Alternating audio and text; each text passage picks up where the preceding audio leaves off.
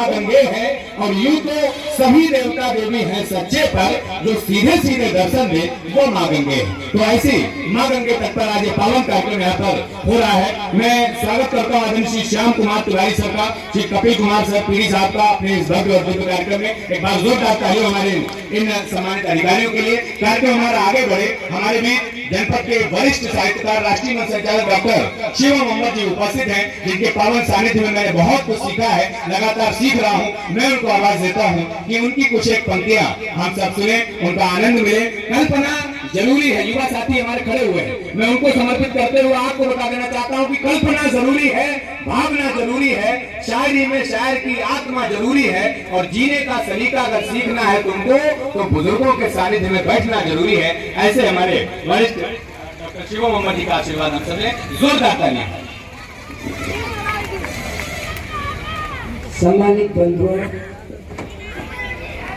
आज के इस कार्यक्रम पर 3 टिप्पणियां। एक माँ गंगा के लिए, एक ये सारा का सारा आयोजन जिस बड़े अनुष्ठान की भूमिका है उन श्री राम के लिए, और एक अंतिम प्रणाम पुनः माँ गंगा के लिए। उससे पहले मैं प्रिय निहारिका को, यहाँ बैठे हुए समस्त बड़े लोगों की तरफ से, अधिकारियों की तरफ से शुभाशीष देता हूँ। निहारिका का अर्थ होता है आकाश गंगा, और एक ऐसा अद्भुत संयोग है कि पृथ्वी पर बहने वाली गंगा की अर्चना के लिए आकाश गंगा अवतरित हुई है और उस कार्य को अपने हाथ में लिया है। उसको हम सबका साधुवाद, शुभाशीष। जो बात मैं पहली टिप्पणी के रूप में करता हूँ, कहते हैं हरि चरण से प्रवहमान है गंगा। भगवान विष्णु के चरणों से गंगा का उद्गम हुआ।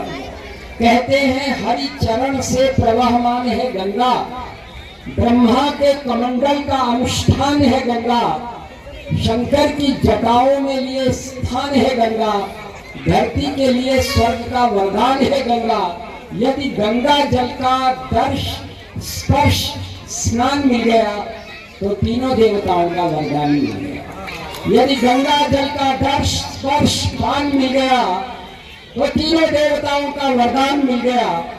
दूसरा जो मैंने कहा, हम सब भूमिका बना रहे हैं, चाहे वो अधिकारी हों अपनी उपस्थिति से, चाहे वो श्रद्धान्वित लोग हों। माँ गंगा में अभी अभी बच्चों ने सांस्कृतिक कार्यक्रम प्रस्तुत किए। महाआरती से पहले उन्होंने अपनी प्रतिभा के माध्यम से एक एक द्रोण दीप जैसे गंगा को समर्पित किया। मैं श्री राम के उस बड़े आयोजन के अनुष्ठान की भूमिका के रूप में इसे देखता हूँ और 4 पंक्तियां कहता हूँ। राम हमारा कर्म, हमारा धर्म, हमारी गति है। राम हमारी शक्ति, हमारी भक्ति, हमारी मति है। और बिना राम के आदर्शों का चरमोत्कर्ष कहाँ है? बिना राम के इस भारत में भारतवर्ष कहाँ है? बिना राम के इस भारत में भारतवर्ष कहाँ है?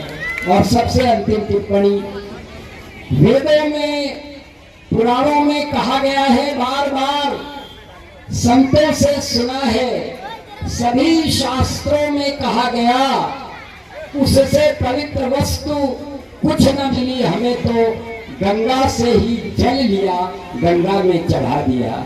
गंगा से ही जल लिया, गंगा में चढ़ा दिया। गंगा को आप सबकी तरफ से अपने हृदय में आत्मसात करने की आकांक्षा लिए हुए माँ गंगा को प्रणाम करते हुए मैं आप सबको शुभकामनाएं देता हूँ। आप जहाँ हैं उससे आगे बढ़ते रहें और माँ का आशीर्वाद सदैव आपका रक्षा कवच बना रहे। बहुत बहुत धन्यवाद।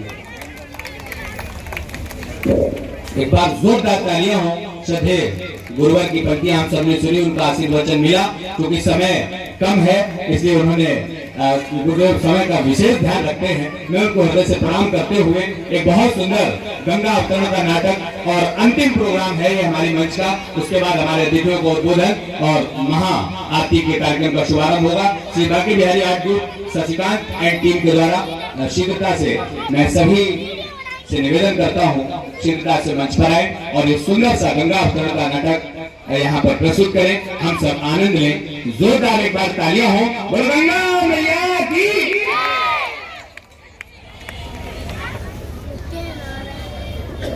मैं थोड़ी सी भूमिका आपके समक्ष रखना चाहता हूँ। माँ गंगा के अवतरण के संदर्भ में राजा भगीरथ ने ब्रह्मा जी की तपस्या की, राजा सगर ने प्रथम बार तपस्या की, उसके बाद उनके पुत्र इस तरह से राजा भगीरथ तक उनकी तपस्या कर रहे थे। और जब तपस्या करते करते हार गए, तब भगीरथ ने जिस तरह से उनको पुकारा है और आगे की जो कथा है वह इस छोटे से नाटक के माध्यम से आप सभी के समक्ष प्रस्तुत है। कुछ त्रुटियां तो हों तो उनको मैं सभी से अनुरोध करूंगा उन पर ध्यान ना दें और प्रयास करें जिस उद्देश्य से ये नाटक तैयार किया गया है वह सफल हो। धन्यवाद।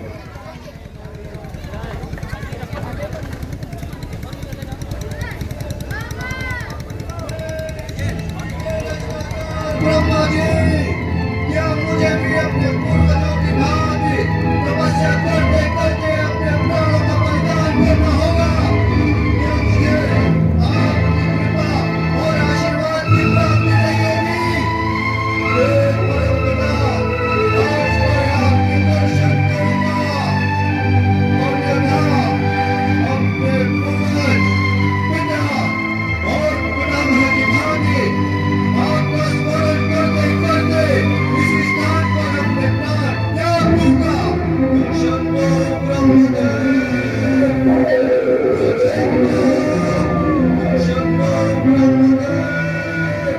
शंभो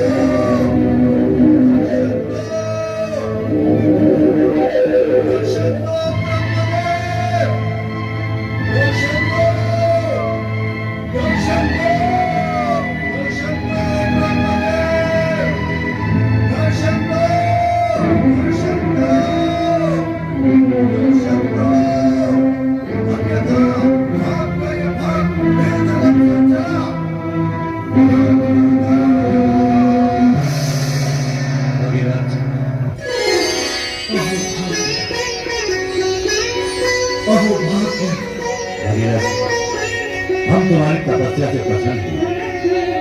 मांगो, वरदान मांगो। अहो भाग्य देव, अहो भाग्य, आपके दर्शन पाकर मेरे प्राणों में नवीन चेतना का संचार हुआ है प्रभु। आज विश्वास हुआ है कि मेरा जीवन सफल हो गया प्रभु, सफल हो गया। तुम्हारा तप सफल हुआ, किंतु ब्रह्मदेव, अब मुझे अपने पूर्वजों के उद्धार में क्या करना होगा भगवान? क्या करना होगा?